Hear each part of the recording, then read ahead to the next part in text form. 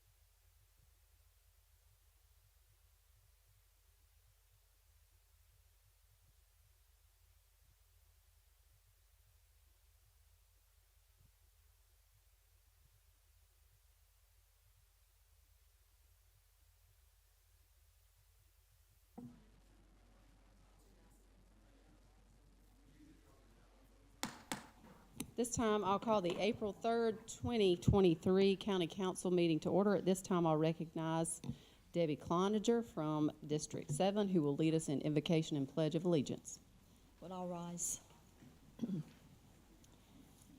Heavenly Father, we trust in you to keep us safe and secure today, tomorrow, and for all eternity.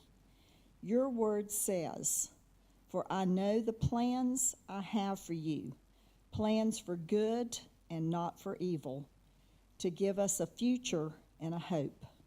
Tonight, I ask that as we discuss plans for our future, that you give us wisdom and discernment. We ask these things in the name of Jesus. Amen. Amen. Now join me in pledge.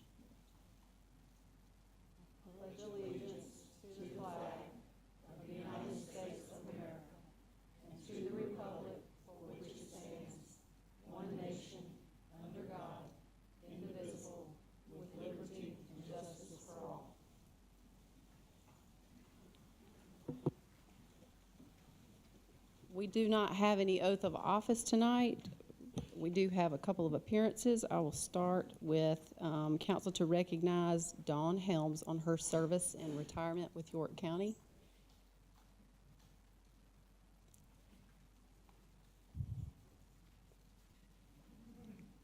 I think she's wanting to stay behind for tonight. Madam Chair, council members, and members of the management team.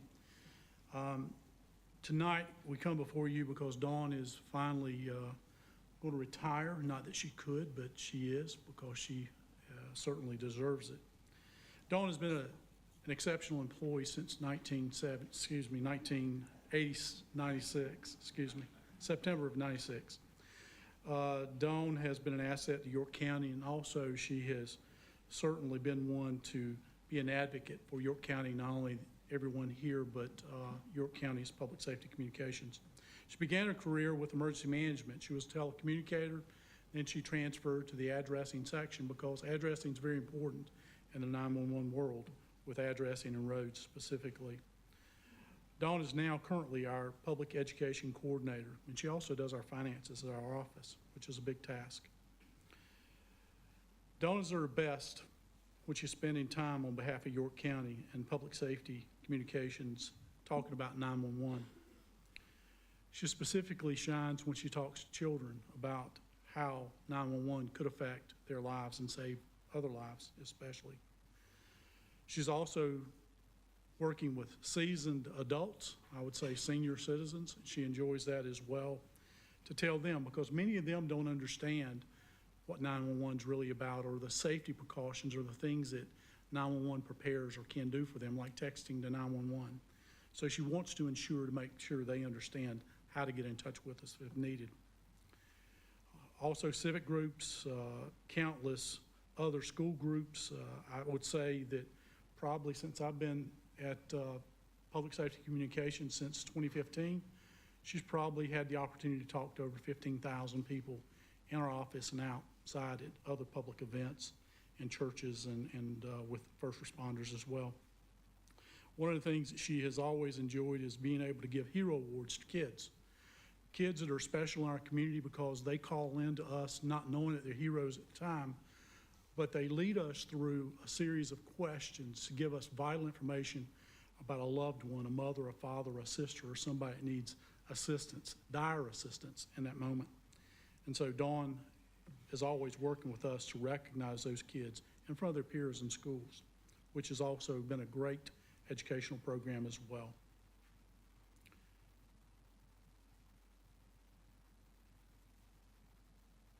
Dawn will be missed when she leaves because she does personal things. She takes care of the bulletin boards in our office with sayings or greetings and things of that nature. One of the things that she does is she goes to doors, or you may even go to the bathroom, and on the soap dispensers in there, there's a note of encouragement or something that she's left a word behind of appreciation, something to reflect on for the day or for the week or in your life. She's always been one to kind of do that and track that for our office, which we all appreciate. Dawn is a caring and dedicated and loyal employee of York County and Public Safety Communications, our 911 center. But I do know that she loves her family dearly, and I know she'll be honored and really thrilled to be able to spend time with them. But she also loves working with citizens, those people that are in our county that need someone to talk to, and certainly she's been that person. I would say, and she understands where I'm coming from, but she's our biggest cheerleader. She may not put a headset on every day, but she is our biggest cheerleader at the office. And whenever you lose your biggest cheerleader, it's hard to replace that person, specifically since they began their duties in 1996 and has put so much time and effort into it. So as far as that's concerned, she's been a very credible but very good employee for York County. And I would just want to make sure all of you knew that.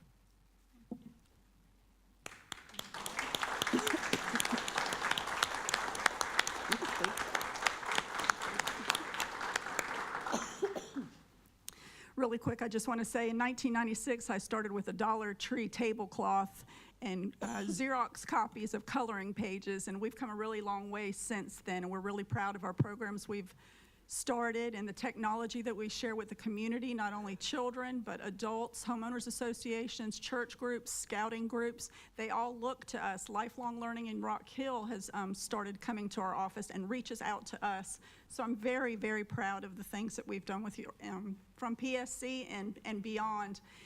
Thank you very much for this opportunity. To be part of a team is not only to be a player, but I'm an encourager, a supporter, and a cheerleader.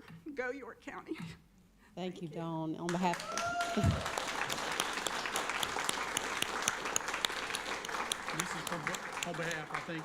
Thank you, Dawn. On behalf of the council, I want to say thank you so much for your dedicated service to our county and to the citizens and to this community. I can tell by the words that you said how committed you are to this community, and I got a feeling that you're still going to stick around and have a good input throughout the county. We do want to say thank you for that, and we hope that you have some just reward and some good rest and relaxation.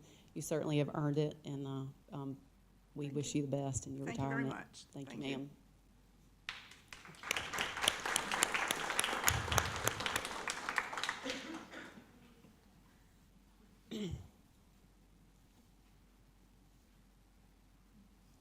You want to get a picture? Okay. Next, we'll recognize Catherine Jones, our Parks Director, who will give us an update on the countywide parks.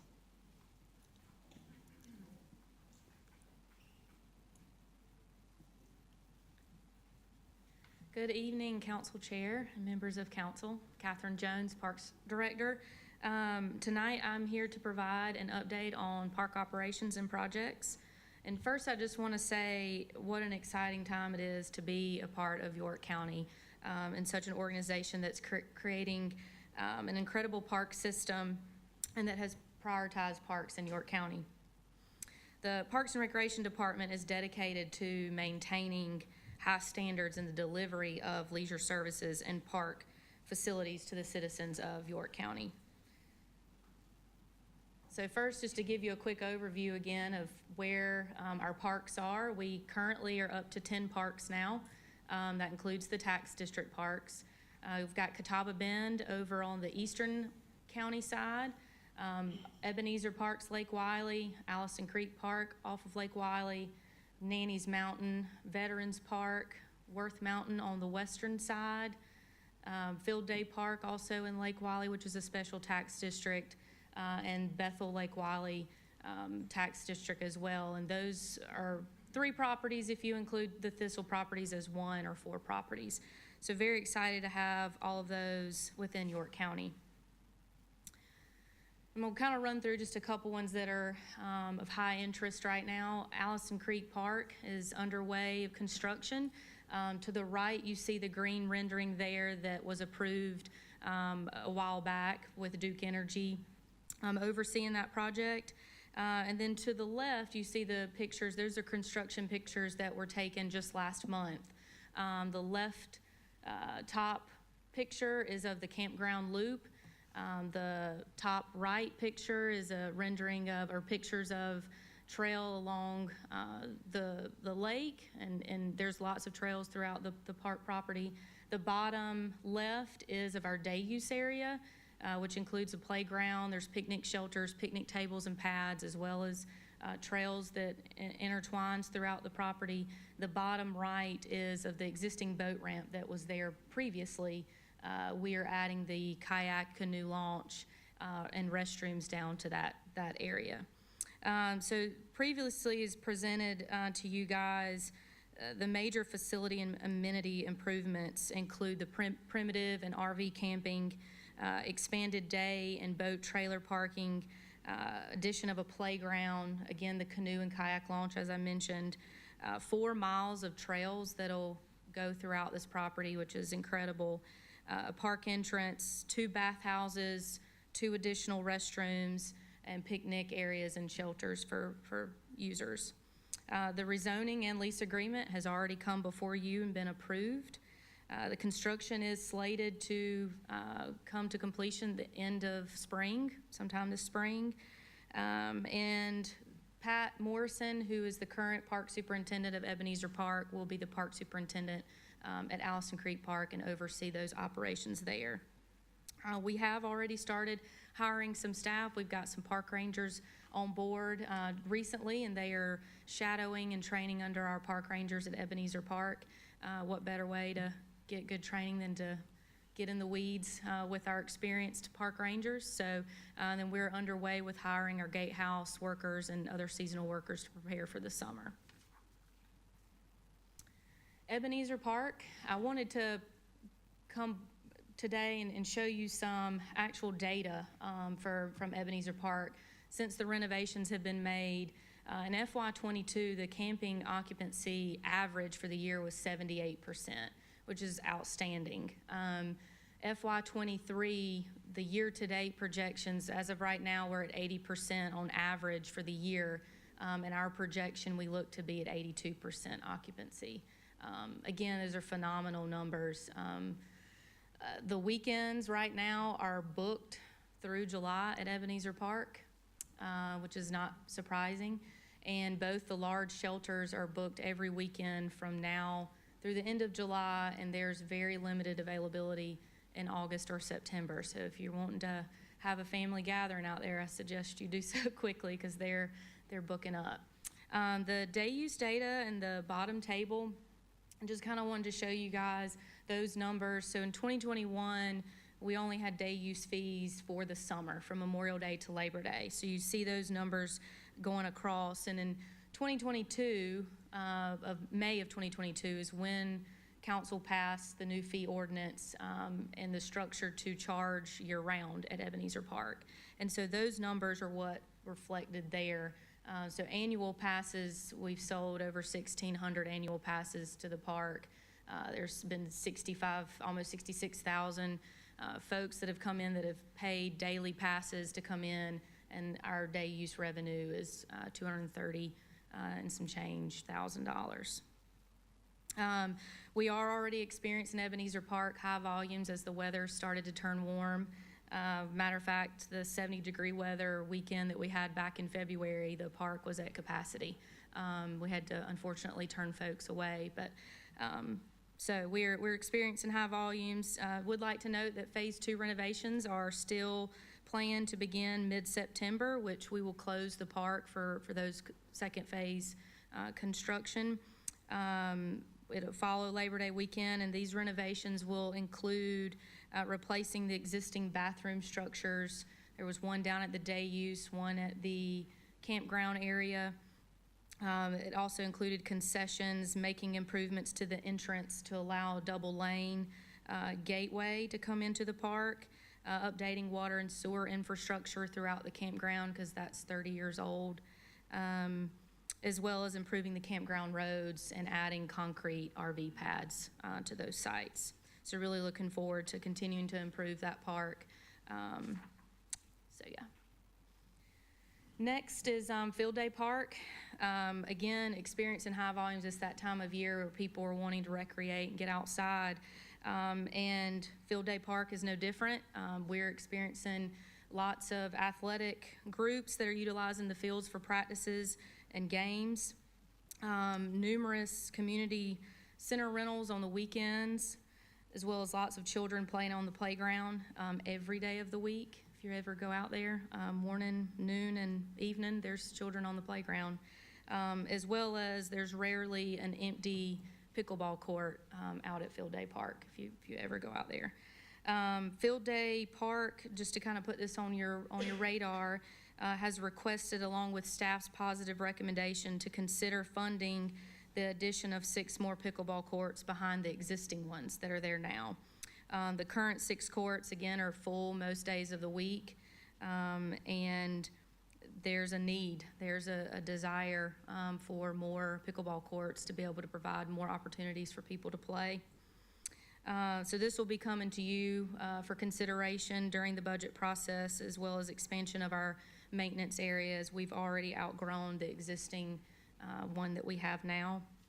And just want to include here about the community events that Field Day Park puts on.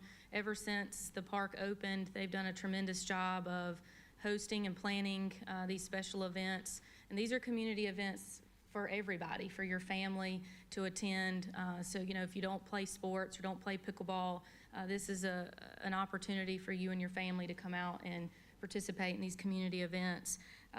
So, you know, here's the schedule of concerts in the park, food truck Fridays, and movies in the park. Put a picture up there. That was one of the first few weeks I started here on the job, and that was concert in the park. So it was very well attended, very successful event. A lot of people enjoy those there. Next, Catawba Bend Preserve. A lot going on with this park. As you know, the master plan was completed in October of 21, and since then, engineering department, along with myself since I started, have been working diligently to begin implementing the phase 1 of the master plan.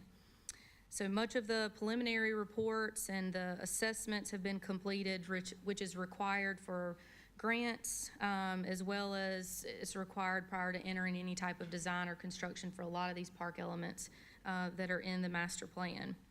So it's great to kind of have that behind us. It does take time, but we've really, engineering has really made headway in that aspect. Trail construction is underway now, which is what I included some photos of on the left side of the screen. The top 2 pictures are actually of the work. The left one's a trail, and the right picture is of one of the bridges that are being installed of the trail. So the trail that's being constructed now is 4 miles. This is the Loblolly Trail that's outlined in the master plan. The Loblolly Trail in the master plan is 25 miles long, so this is 4 miles of it. It's just a small amount. And I kind of put the master plan up there as well as the trails concept map so you could see where all the trails are going in. They're going in kind of in the central to southern portion of the park, and we felt that that was the best place to start putting trails where people would be able to have good access. So the trailhead and parking will be down the Park Loop Road, if you're familiar with the property, just past the large pond on the left. There's an open area to the right, which will be parking and become our trailhead. The Park Loop Road is currently under design.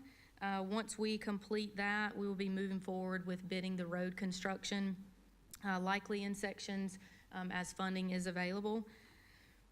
Staff will continue to move forward with the Phase 1 elements of construction and design as funding is approved in the budget. And I do want to note the picture off to the right is of Councilwoman Cox. Given our welcome to our first event at Catawba Bend Preserve back in October of 2022, it was a fantastic event. This event was of the York County High School cross-country event. It was all of the local high schools participated in that. They had about 400 runners, and we had about 300 spectators to attend that event. It was very successful, and we're very hopeful for the future and excited to host more of those events. Lastly, just want to comment that we have hired a park superintendent for Catawba Bend Preserve. His name is Joe Allen, and he started last week. He has hit the ground running and comes from a background of many years of experience in operating large parks. So he's a valuable asset, and we are excited to have him part of the team. Lastly, I just want to touch on the Bethel Lake Wylie Park District. The Park Board is underway with the master planning stages of each of the tax district properties with assistance from the Parks and Recreation Department, the Engineering Department, as well as County Management. The Dodd Studio is who is completing that master plan. So that is moving along fantastic. We're very excited for what's to come there. And want to highlight some of the great things that's been going on in this tax district. We just recently had a successful event out at Wood End Park. It was a community bonfire event. You can see the picture over to the left there. Great crowd.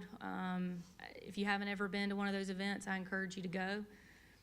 Also, we've got coming up an event at the Naked Goat Market, Goat Farm, whichever one you want to. It's really the Naked Goat Market, but we call it Goat Farm. It's on April 29th, and we're looking forward to that event, as well as the Ag Art Tour is scheduled for June 10th at Wood End Park. And that completes my update. Appreciate your time. Thank you.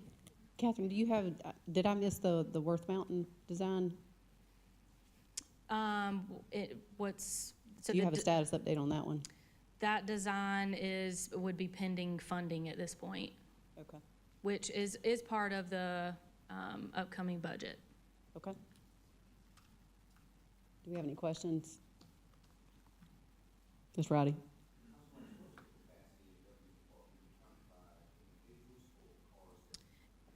It is cars that come in due to the parking spaces that are available for park use. We do reserve some parking spaces. If you purchase or rent one of our large shelters, you do get a number of reserved spots. So we do, hold those all for the shelter. That's the perks of renting a shelter. But aside from that, capacity is parking. Mm-hmm. I know that one of the most important things that we can do is make sure that the parks and the properties that we have are accessible to the public. And one of the things that we did, especially with Riverbend, is we've completed the steering committee, and I expect that we're going to have a new committee that's going to be formulated soon that's going to help that does a much better job of getting some of those things stepped up, and Allison's going to help with that and getting some activities and making the properties available and open. I know we've been to Wood End several times to do those projects to do those, what do you call those, the bonfires. Yeah, those have been well attended, and I know that council is pleased to see all the good work and the hard work that's going on in the Parks Department. Thank you, Catherine, for the update. Thank you.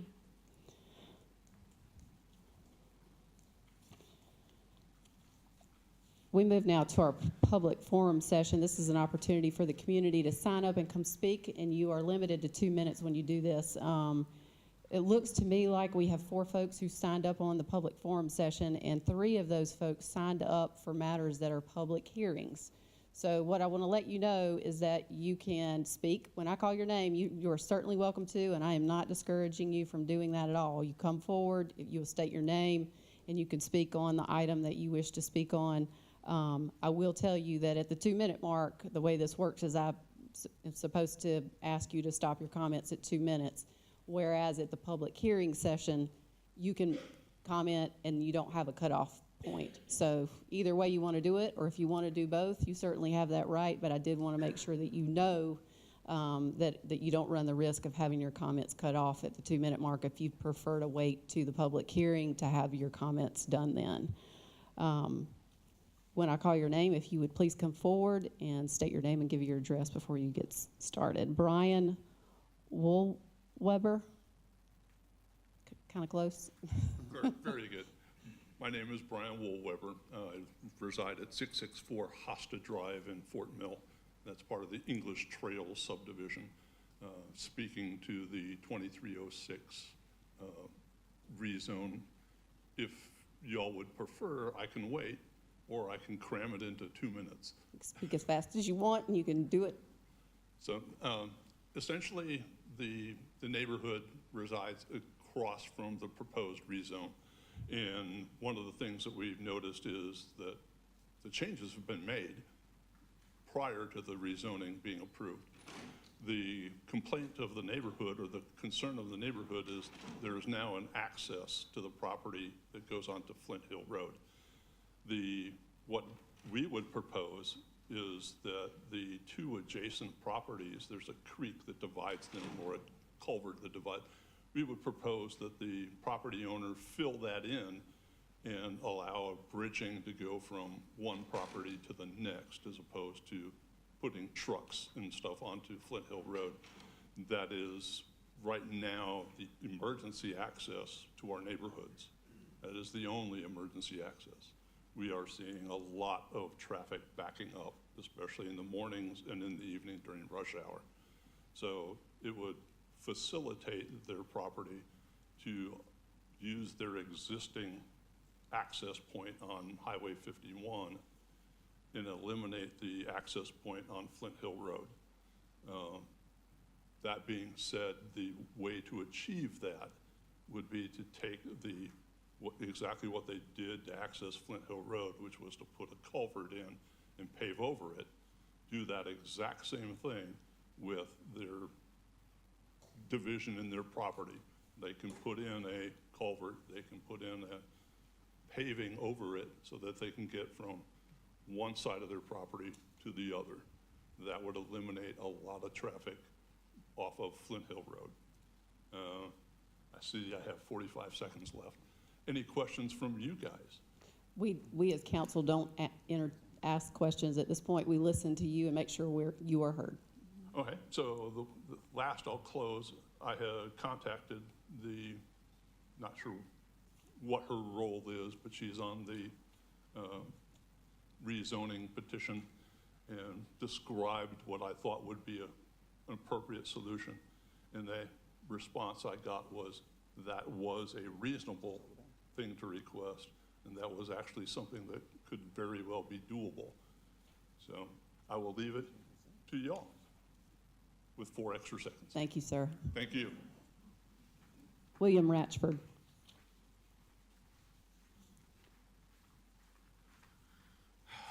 Hi again. William Ratchford, 937 Stallion Spirit Trail. Talk about the Cherokee Farms equestrian farm. We have had a meeting with the neighborhood, and we have got the amendment signed over top that goes over top the original agreement. So if you're looking for Exhibit B and Exhibit C, they're in the original agreement. This just changes the words in the agreement and the paragraphs that were needed.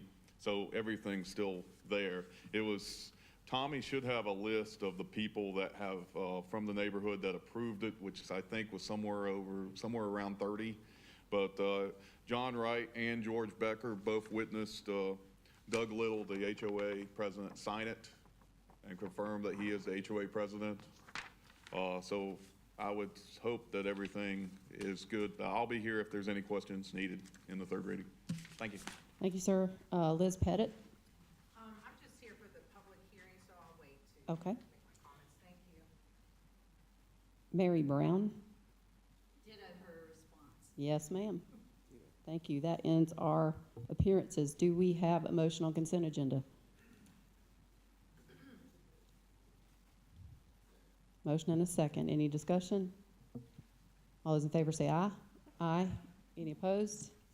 Hearing none, motion carries. We move now to our first public hearing, rezoning action. Hold a public hearing and consider first reading, case number 23-06, tax map number 72500, 00022, 302, 303, 726, 0000081. Thank you to whoever did the agenda for lowering those number counts. To rezone from UD to LI, 12.5 acres in District 7. Mr. Buono. Yes, good evening, council. This request covers 4 parcels. They are looking to rezone from UD to LI. Gentleman that spoke just a moment ago was referencing this application. The 4 parcels here are proposed to be developed and actually already have been developed as a trucking operation. So this would facilitate mostly parking, long haul trucks on the property. So the site is currently under violation for establishing that use. It's not currently permitted in the UD district, and they developed it without a zoning compliance or a land disturbance permit either.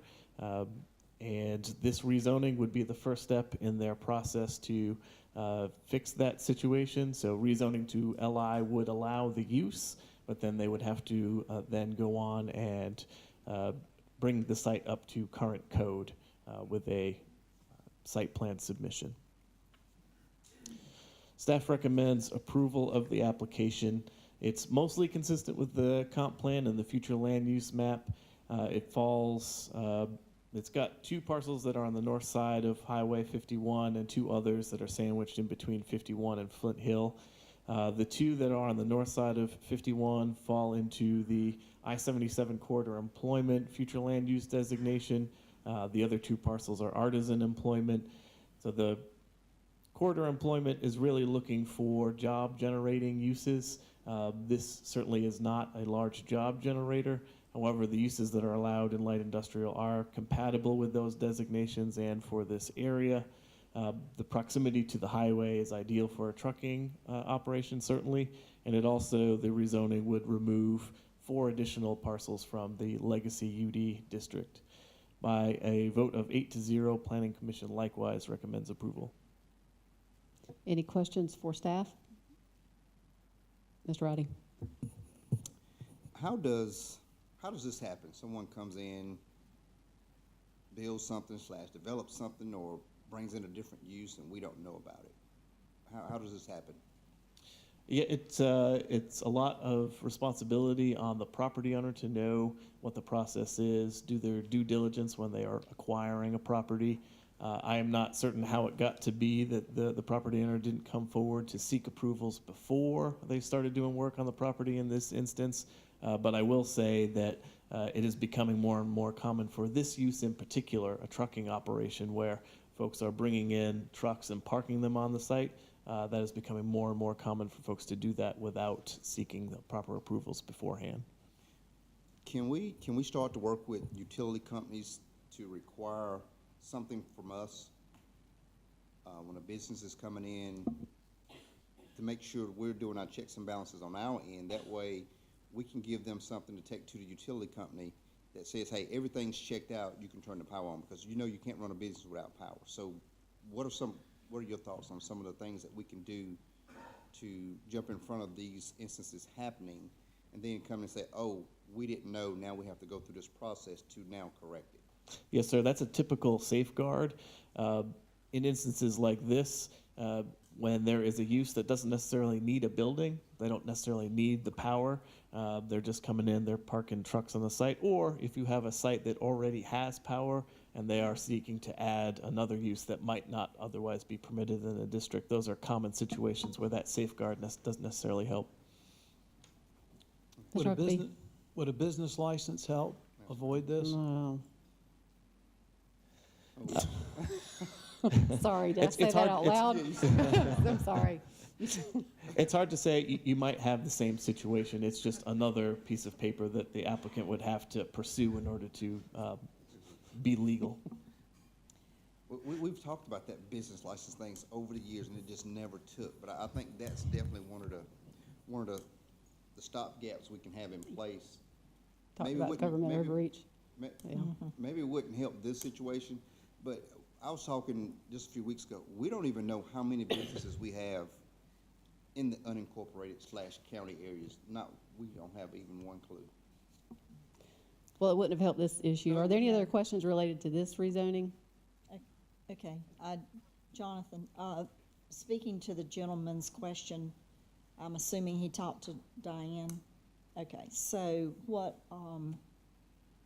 is there any more investigation on that end? Was that brought up to the planning, commission, his suggestion, or? As far as I'm aware, that was a conversation that was held after Planning Commission prior to this meeting. When it comes to neighbors that have suggestions that might become a condition of approval, we have a general conversation of how that works with property owners. But at that point in the process, staff and Planning Commission have already provided our recommendations. And I think the thought with the gentleman and Diane, our planning manager, was that his suggestion was a reasonable one, but it doesn't come without cost for the property owner to do that culvert crossing, and there might be some more analysis that needs to be done on whether it's permitted, given that it is a stream. It might not be feasible and from an environmental perspective. So just some things to think about if council wants to contemplate that as a condition. And I know that there's gonna be some changes in the area on 51 with the road widening and so forth in that. I'm not sure how that's gonna play into this property, but it could alleviate some of the community's issues also, which we could talk about later on that. But I make a recommendation that we approve. Well, we need to open it up for public Oh, hearing. Are there yes, any okay. other questions related to the rezoning issue? Is there anyone here who wishes to speak against this rezoning? Now would be the time for any public to come up. Is there anyone who wishes to speak in favor? Move to close. Motion and a second to close public hearing. Any discussion? All those in favor say aye. Aye. Any opposed? Hearing none, public hearing is closed. Do we have a new motion? Okay. I'll make a motion that we approve this. Motion and a second. Any discussion? All those in favor say aye. Aye. Any opposed?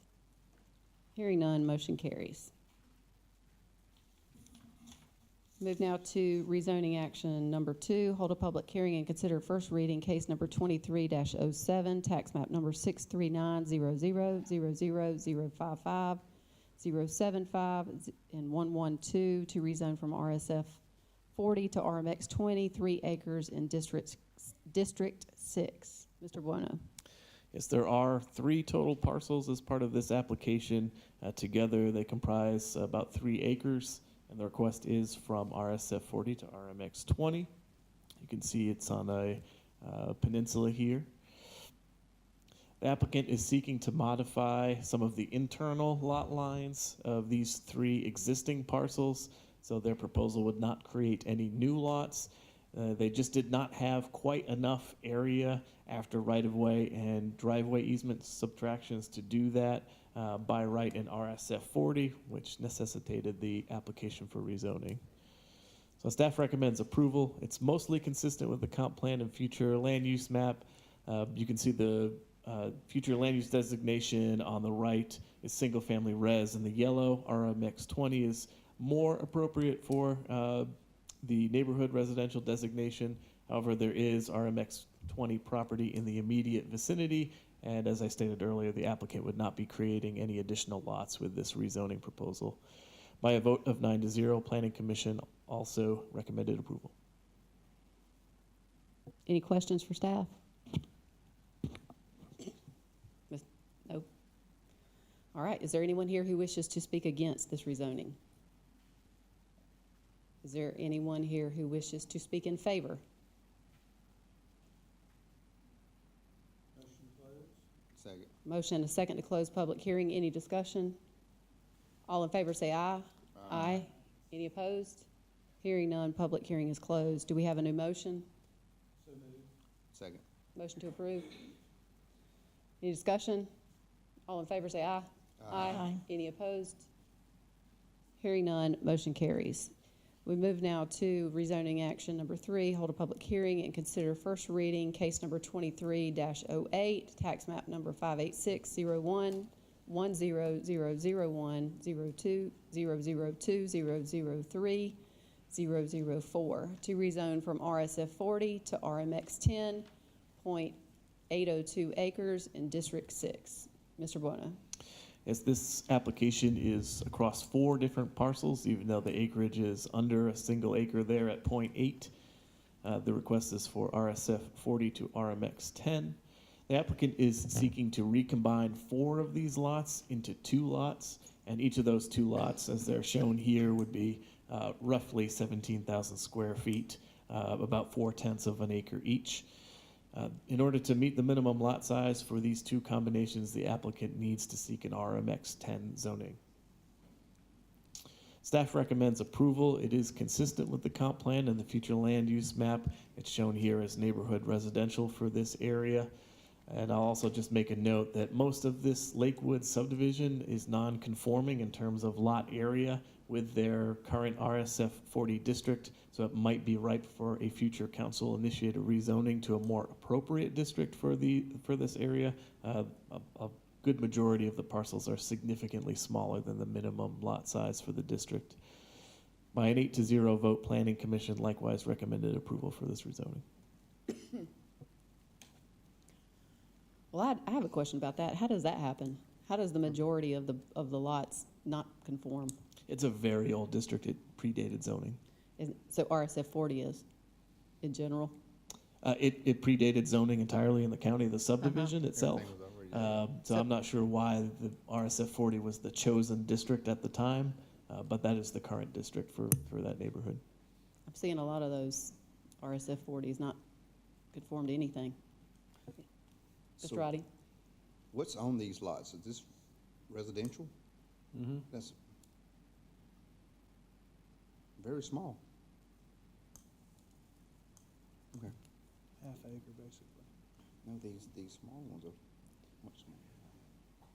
So when zoning came in, zoning just gave it the wrong initial zoning. Yeah, I'm not sure Those are good. the exact process of how each district was chosen for each property throughout the county, but this in my mind would be a miss. Yeah. Any other questions for staff?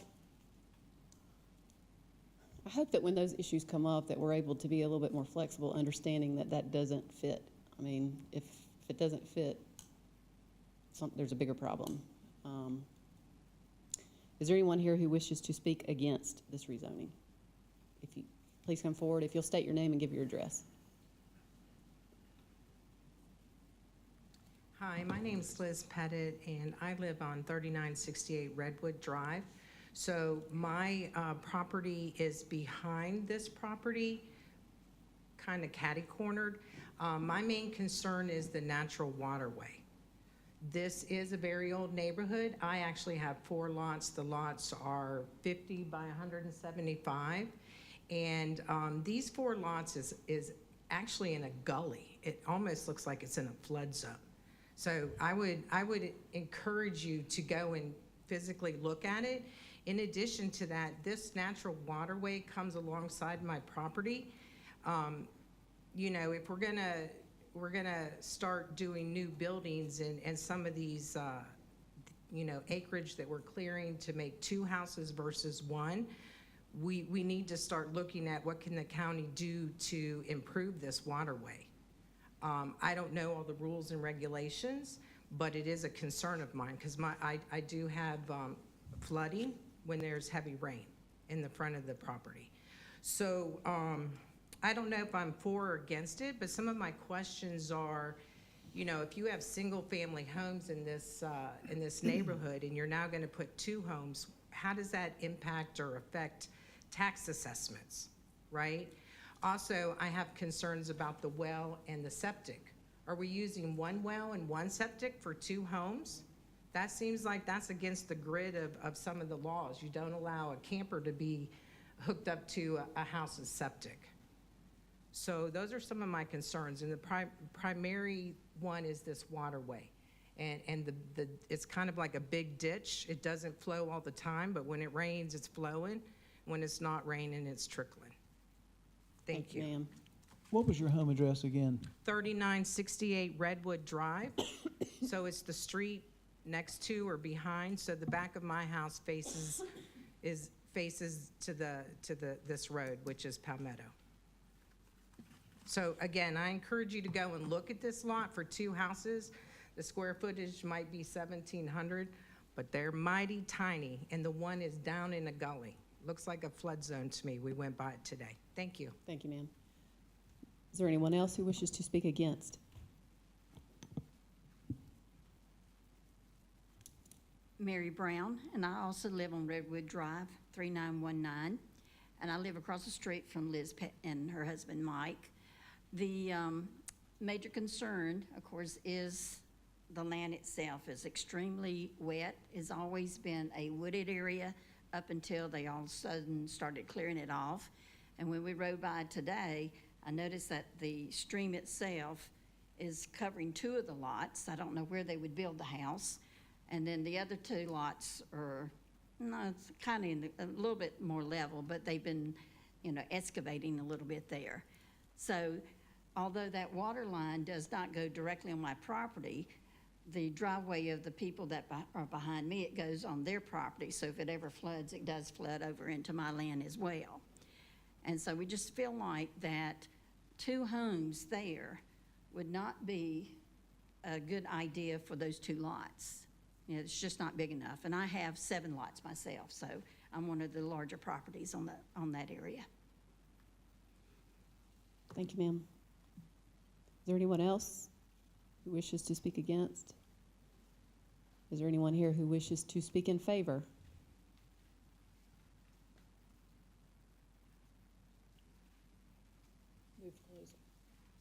Motion and a second to close public hearing. Any discussion? All those in favor say aye. Aye. Any opposed? Hearing none, public hearing is closed. Do we have a new motion? Second. Move to approve? Yes. Motion and a second to approve. Any discussion? Mr. Rowdy? So this question is for Jonathan. So they're taking 4 lots and making it just 2. Correct. Okay. I want to make that clear because the way it looks, so as of right now, technically someone couldn't come in and put a home on each one of these single lots because they're not big enough, right? Or would that be the case? Yeah, it would be very difficult to locate a home on there, I would think. Given setbacks, you could technically make it work, but I think given some of the topography restraints that are on the sites that some of those in the public hearing testified to would make it very difficult. So the applicant is seeking to make 2 larger lots. Thank you. Any other discussion, Mr. Huckabee? Yes, would each house need their own water and septic, or well and septic? Yes, it's my understanding that the applicant intends to do engineered systems on both of these properties. Any other questions or discussion? I guess I'll just have to ask, what about the water issue, the water coming across the properties? Did you all talk about that in the planning commission meetings? I don't believe the planning commission addressed that. That would be evaluated when the applicant comes in to pull their building permit. We would evaluate whether or not their proposed structure is in any sort of floodplain or there are any other riparian issues at that time. So we don't know if it's in a floodplain right now? Sitting here before you tonight, I do not know that, but I can find that out for you certainly.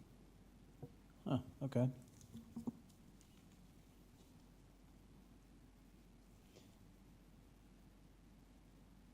Any other questions or discussions from council?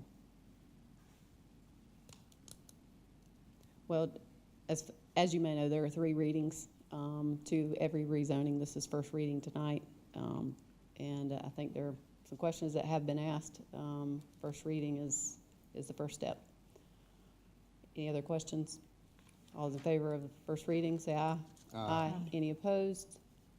Hearing none, first reading carries. Move now to item number 4, rezoning action, hold a public hearing and consider first reading, case number 23-09, tax map number 33700000015 to rezone from AGC to RUD, 6.49 acres in District 3. Mr. Bueno. Yes, this AGC property has 2 existing homes on it. The total property is about 6.5 acres. The applicant is looking to subdivide those 2 homes away from each other so that there is 1 home on each lot. Fairly straightforward application. Staff recommends approval. It's mostly consistent with the comp plan and the future land use map. The property itself is not currently used for agriculture. It's compatible with the area given its similar lot sizes, and there is RUD1 in the vicinity, and the uses are compatible with those that are currently allowed and are existing in the area. And by a 9-0 vote, Planning Commission likewise recommends approval. Any questions for staff? All right, is there anyone here who wishes to speak against? Is there anyone who wishes to speak in favor?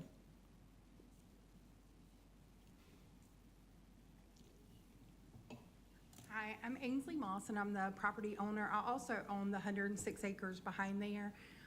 This is family land. My children have grown up here.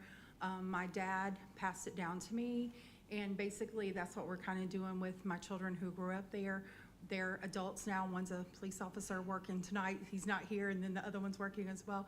And just trying to divide it up because they already have homes on there that were there when we purchased it, and they want to eventually build. So it's just kind of keeping it in the family, but as you know, to get a loan to build, you got to have it in your name, not mom's. That's right. Right. Thank you, ma'am. Is there anyone else who wishes to speak in favor? Do we have a motion? Motion, close. Motion to close. Second to close public hearing. Any discussion? All those in favor say aye. Aye. Any opposed? Hearing none, public hearing is closed. Do we have a new motion? Move to approve. Motion and a second. Any discussion? All those in favor say aye. Aye. Any opposed? Hearing none, motion carries. Move now to item number 5, rezoning action. Hold a public hearing and consider first reading, case number 23-10, tax map number 61000000021, to rezone from AGC to RUD, 7.75 acres in District 5. Mr. Bono. Yes, this application is similar to the previous. The designation they're seeking is RUD from that AGC1 over the just under 8 acres. The one difference being there is currently 1 home on this property, and they are looking to subdivide so that they can have a second home. So staff recommends approval. It's mostly consistent with the comp plan and future land use map. The property is not currently used for agriculture. The property adjacent is in the rural residential future land use designation. it's compatible with the area given similar lot sizes, and there are RUD parcels directly adjacent and across Dunlop Roddy Road. The uses are compatible with those in the area as well. And by a 9-0 vote, Planning Commission likewise recommends approval. Thank you, Jonathan. Any questions for staff? Is there anyone here who wishes to speak against this request? Is there anyone who wishes to speak in favor? Move to close. Move to close public hearing. No. Move to close. Motion and a second to close public hearing. Any discussion? All in favor say aye. Aye. Any opposed? Hearing none, public hearing is closed. Do we have a motion to approve? Move to approve. Motion and a second to approve first reading. Any discussion? All those in favor say aye. Aye. Any opposed? Hearing none, motion carries. We move now to old business, rezoning action, consider third reading, case number 22-48, tax map number 36000000046, to rezone from RSF 40 to RUD 15.15 acres in District 3. Motion approved. Second. Motion and a second. Any discussion? All those in favor say aye. Aye. Any opposed? Hearing none, motion carries. Rezoning action, consider second reading, case number 23-04, tax map number 666-0000002-003-025, 666-0202-002, I think there's an error there, -004, -005, 6, 7, 8, 9, 10, 12, and 16 to rezone from UD to LI 5.064 acres in District 5. Motion to approve the second reading with the following additional and amended conditions. The site map submitted by the applicant on March 30th, 2023 is attached and incorporated herein by reference as attachment A, and any future development shall conform to and substantially comply with conditions and requirements of this map attachment. In addition, the following conditions are required as a condition of the rezoning. Enhanced landscaping shall be installed at the main entrance on Anderson Road. Existing buildings shall be removed from the site. Type D buffer will be installed along property boundary adjacent to Garrison Road. Add Type C boater, it says add, but I think that's and Type C buffer will be installed along property boundary adjacent to Rainey Street. The 8-foot tall opaque fence in the Type C and Type D buffers shall be vinyl PVC material. The parcels identified 66602, 02, 011, and 012 are and will remain undisturbed buffer. Second. We have a motion and a second. Thank you, Allison. This is the map that I've circulated. I met with the property owner, their engineer, and the residents, and engineer put this together. I couldn't read the fine print, but that's basically everything that's in the fine print is that's at the bottom, the additional conditions. I still have some concerns, but this was the agreement that the folks came together on. They were very comfortable with it, and this provides some added protection to the residents that are there. I still have a little bit of concern because it's municipal infill that it doesn't comply with our comp plan and the city's comp plan, but it's one of those transitional areas that's not currently served with water and sewer, and so this does give an opportunity to allow the property to be used, and the residents in the area worked cooperatively to come up with a solution that worked with them. So I support that. All those in favor of the motion say aye. Aye. Any opposed? Hearing none, motion carries. We move now to item number 3, council to provide second reading of an ordinance to amend section 155.1327 technical studies of the York County Code of Ordinances so as to expand the applicability of the technical reports and studies, to enhance the scope of the technical reports and studies, to provide for the implementation of the conclusions and or recommendations of the technical reports and studies, and to provide for other matters related thereto. Move to approve. A second. We have a motion and a second. Any discussion? Is this about the basically enhanced TIA that we've been talking about? Yes. It's not technically. All right, that's just my term. enhanced. Yeah, That's just, I know, I've been those using are the my same terms term. I've been using. Me too. Okay. Any other discussion or questions? As I understand it, this came out of committee and was presented by staff and legal? Okay. All right, no other discussion? All in favor, say aye. Aye. Any opposed? No. Motion carries. 5-1. New business. Item number 1, council to approve award regarding bid number 2854 for the Riverview Road Improvements Project number 11149-012 to the lowest responsive and responsible bidder, Blythe Development Company of Charlotte, North Carolina, for a total cost of $17,235,245.50. Do we have a presentation? Mr. Husband, do we have any questions? I thought you guys were presenting some information on this one. Answer any questions. I move to approve for discussion. Second. Motion and a second. Any discussion? Mr. Roddy? My question is, why is it taking so long? Because I know this was, dates back to Penny's 3. Why have we kind of update us and people that's watching or in the audience, why it's taking so long to get to this? Certainly, I can answer that for you. So this was actually a Pennies 2 project in '03. Of course, it was at the bottom of the Pennies 2 list, so it didn't get any funding there.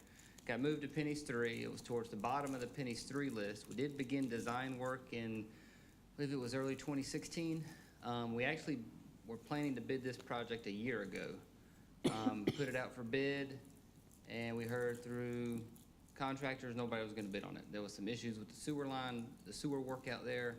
We pulled the bid last spring, did some redesign work, got it approved by DOT, put it back out to bid in September. We only got one bidder. It came in 40-something% higher than our engineer's estimate, so we brought it to y'all to recommend rejecting the bid based on it being above our estimate and the fact that we only had one bidder who bid on it. So we waited through the winter, put it back out. We did get 3 bidders this time, so we do feel comfortable moving forward with the award now.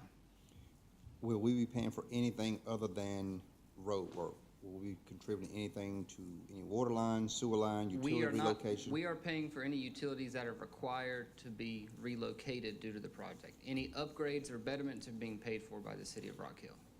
Okay. And one more thing. Have we cured the issue of projects that's on the bottom of one list that get left off, that they now automatically go to the top, or are we still kind of? State law does not require that they automatically be moved to the next referendum. Obviously, that's a strong encouragement we give to the Pennies Commission. We've already mentioned that to the Pennies 5 Commission about potential carryover projects. They're not required to do that, but it makes sense if we're already designing projects and we need money for construction, that those projects then be carried over to the next referendum. Are we currently running, is this going to put us into a situation where we can't complete the projects that are currently on slate? On Pennies, yeah, so I've mentioned to y'all before, the bottom 2 projects on Pennies 4 are in jeopardy. The rising cost only, I guess, increase the probability of the bottom 2 projects. Hopefully only the bottom 2 projects will need to be carried over onto Pennies 5. I've already mentioned that to the commission, that possibility. They're aware of it. Obviously, we'll, follow our bids and our revenue throughout this next year and probably have a final determination January, February of next year to the commission of which projects we're going to recommend be carried over on to Pennies 5. Bottom 2 projects, when you say that, the last project being a contingency project. Neely Road and Highway 21. Both those projects are under design at the moment. We're still moving forward with design, but we think we're going to need additional funding for construction.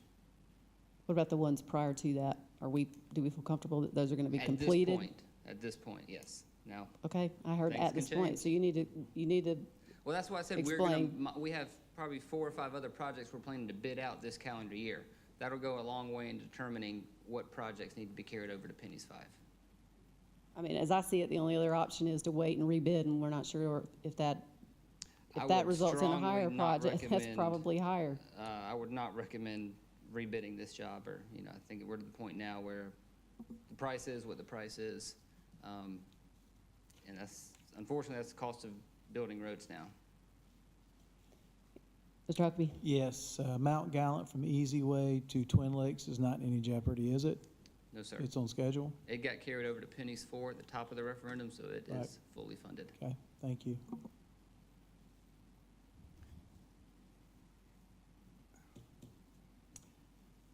You looking, because you know I have another comment, right? I will say that the good news is our revenue is higher than projected. So what cost? So we're cost. So it's, you know, we're collecting more, but we're also spending more. When will we have an opportunity to, because I know we're not, I guess, legally able to communicate to the commission, but when will we have some kind of communication, or how are we gonna have some communication? Because it's a real big issue when we don't have the conversation about projects that are underfunded not get moved to the top. That, just because state law doesn't require it, Certainly. doesn't mean that we shouldn't do it. Right, and I've already had those conversations with the commission initially, kind of preparing them for, hey, there could be a couple of projects that we, being the county and staff, would recommend be carried over, and that was already well received by the commission, that yes, that makes sense. If we're designing projects, about to start buying right away, why would we not carry those over to the next referendum? They've already were voted on once, they're being designed now, so I see no indication why that wouldn't happen on Pennies 5. When are we gonna know that those are the only two? I mean, that's my biggest concern. I would say early next year. Like I said, we have 4 or 5 projects we're planning to bid out the rest of this year. That'll go a long way in determining how So much Patrick, money you feel needs to be- comfortable that all of those projects, we will know where we are on all of those projects before this goes to referendum? We will know which projects need to be carried over to Pennies 5, yes. Probably Okay. early part of 2024, early part, because we will have to provide that information to the commission. Patrick, I have a question, not specific to this, but just to the Pennies 5 Commission. The meetings that are being held now, those are mostly set up in municipalities, but those are for the county residents as well. Anybody and everybody. I yes. don't know that that's being communicated well. I know District 2 is wondering when their meeting's gonna be, and. There's gonna be so- 2 in District 2, actually. Are there? Okay. One so- in Lake Wiley and one in Clover. Okay, if I could get those dates from you, that would help me. May 3rd and May 17th. Ask and you shall receive. May 3rd at Oak Ridge Middle School, Okay, and May 17th at the Community Center in downtown Clover.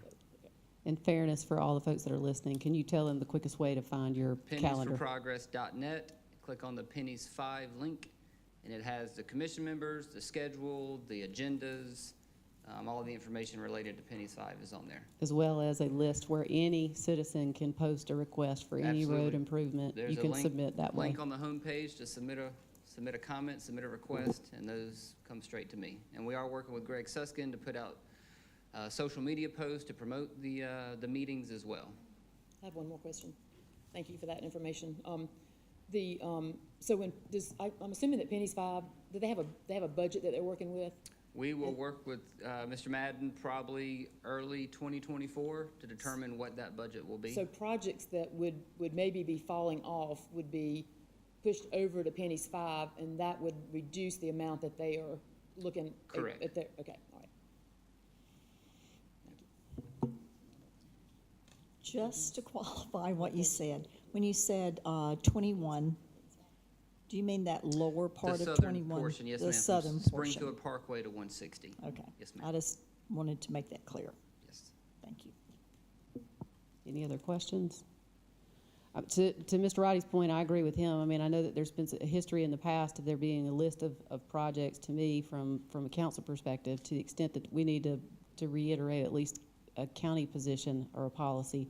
I think carrying over the projects to make sure the ones that there's already been taxpayer money expended on Right. is a priority, not to lose that funding and that they go. I know in years past, folks didn't realize, and they kept getting pushed to the bottom, and that wasn't fair to Right. the area in the community where that happened. And Based so, on my dealings with the commission, like I said, I don't feel like we have to worry about that. That's already been relayed to them, and they seem to grasp the concept of, hey, we're already spending money working on these projects. We have to keep those funded and carried on to the next program. Thank you, But Patrick. to your point, I will reiterate it multiple times throughout the process. That's a matter of with them. fairness and policy that we've set. Absolutely. Thank you, sir. All those in favor of the motion, say aye. Aye. Any opposed? Hearing none, motion carries.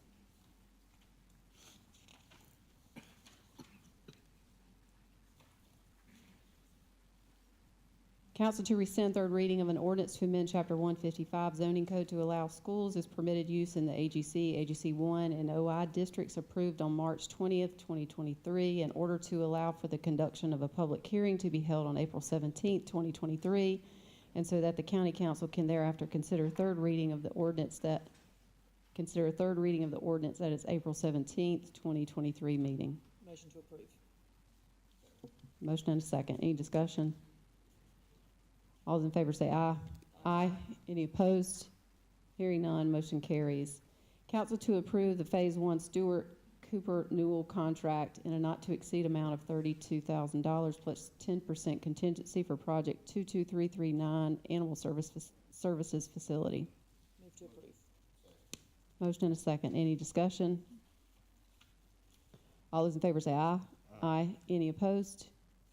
Hearing none, motion carries. Move now to committee and other reports. Justice and Public Safety Committee, Chairman Tommy Atkins.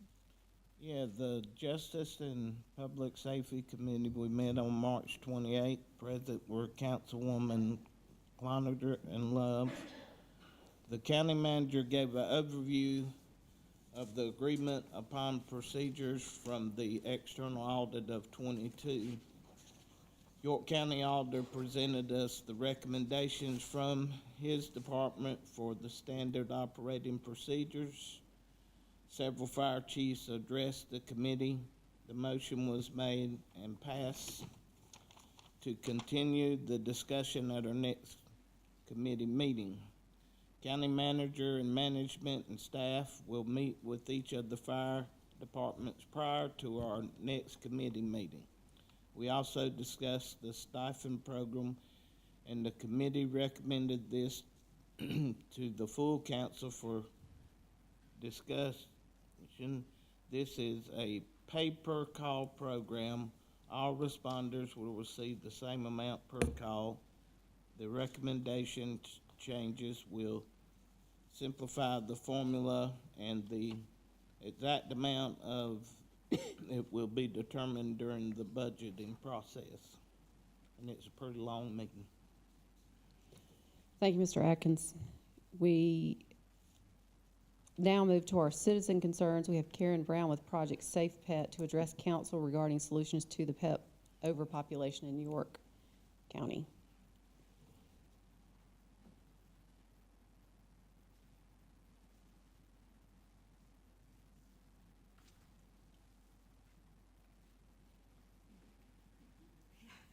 Hi, my name is Alicia Schwartz, and this is Hi, Sarah. Sarah Levins. We're Representing Karen, and she's sick, so we told her to keep her germs at home. And we were kind of doing it as activists, as animal activists, to advocates to talk about the pet population problem. Do you need our address? If you would, please state your address. So my name is Sarah Levins, and I reside at 660 Sunset Point Drive in Rock Hill. And I'm Alicia Schwartz, and I'm at 2085 Sugar Pond Court in Fort Mill. Okay, so first we have a PowerPoint that we are hopeful to present. It's just a slideshow with some images. Some of those images are semi-graphic, and so we wanted to begin with a disclaimer and let everyone know if you need to leave. If you find any of the images disturbing, that you are more than welcome to. Good. All right, thank you. So we also want to start by saying thank you. We understand that you are in support of a new shelter. Of course, we are too. Our population has exploded over the last several years, and that has caused us to outgrow our current animal shelter. we're sure that most of you, if not all of you, have toured our current shelter and seen how overcrowded the conditions are. Although the previous build of our current shelter was appreciated and much needed at the time, it was not designed with efficiency in mind. Currently, the conditions at our shelter are inadequate for both workers and animals. Therefore, we are excited about the prospect of a new facility that will help the shelter run more efficiently. Okay, so the reason we're here today is to talk about how to control the number of animals entering our animal facility so that the shelter investment is long-term.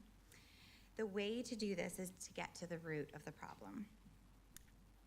As a school psychologist for the Rock Hill School District, it's imperative that I get to the root of the problem with the students I work with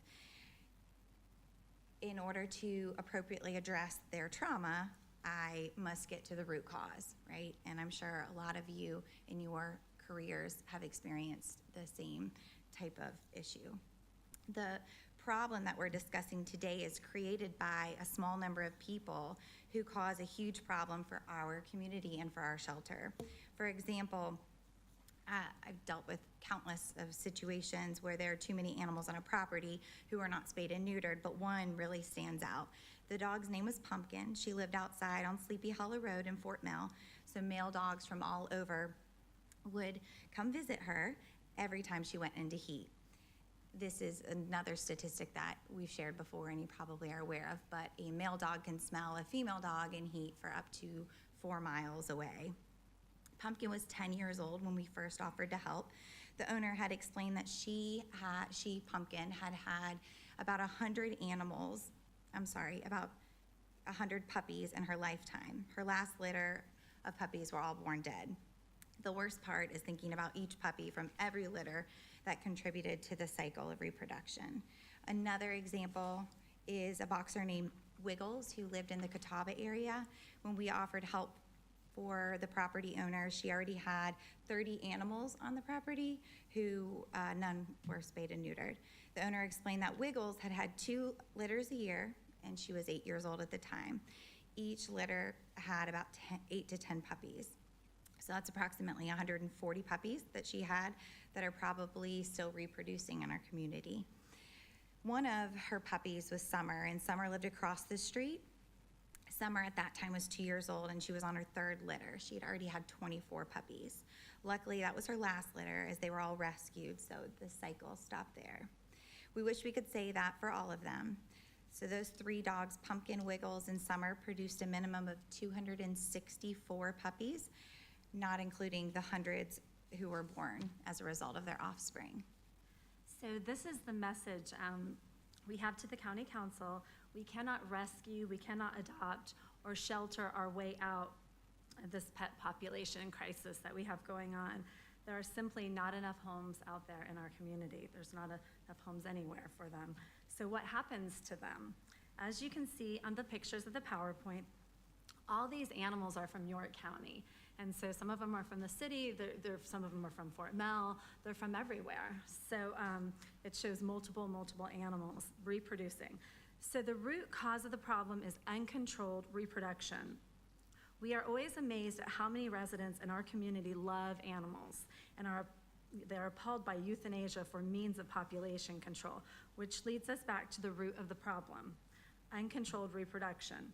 We have 6,500, well, we have over 6,500 petition signatures, with the number growing daily from York County residents asking for your support to support a spay-neuter resolution.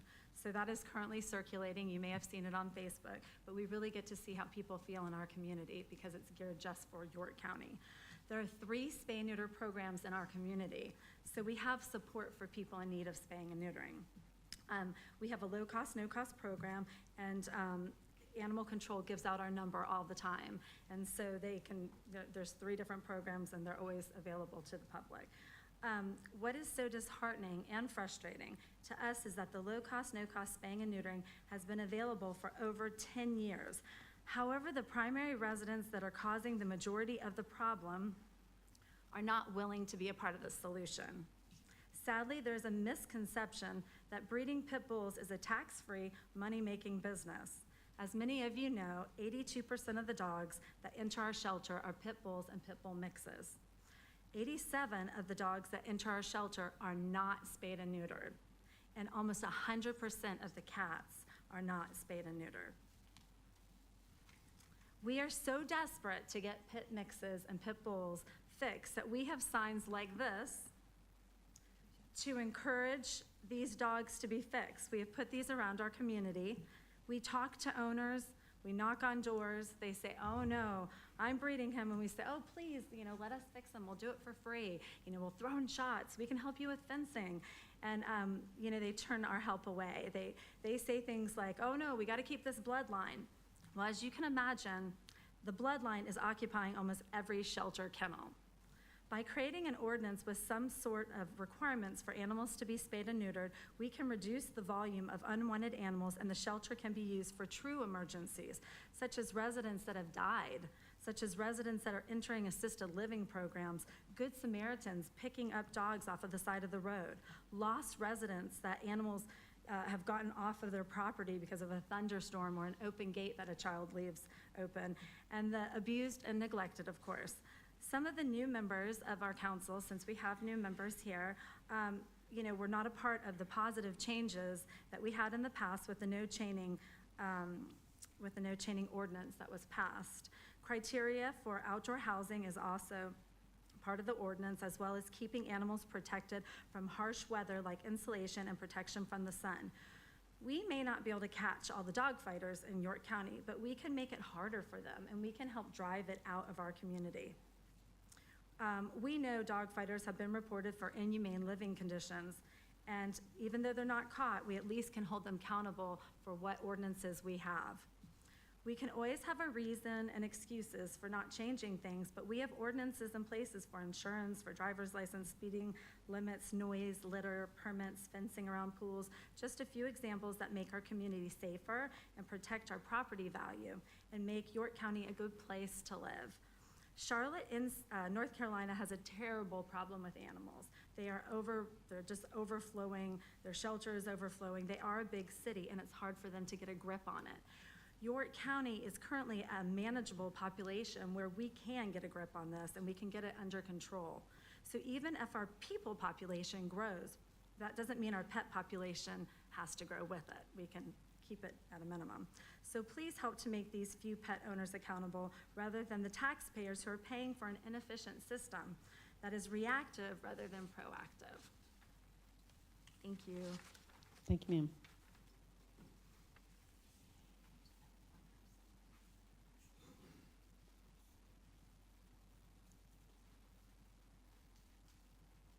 Do we have a motion for executive session?